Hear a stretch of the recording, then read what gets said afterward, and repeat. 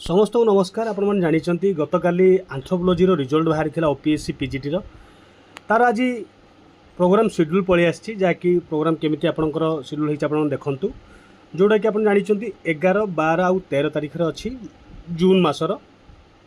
तो ये भी सेम शेड्यूल कराई 8:30 रु 10:30 आउ सेकेंड जो कराई 12:30 रु 2:30।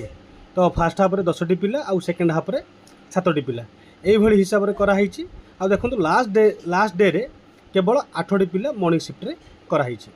तो आवश्यक डॉक्यूमेंट जमी काली मु लॉन्ग वीडियो देती से देखी ने जो डॉक्यूमेंट भी जानवा चाहूँगी यहाँ हूँ अपडेट।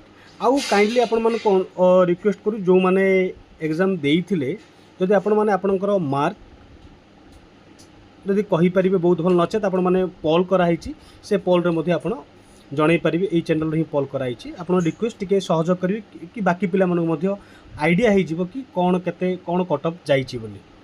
एतिकी वीडियो को शेयर करूँ, लाइक करूँ, आप मतामत कमेंट जनातु। धन्यवाद।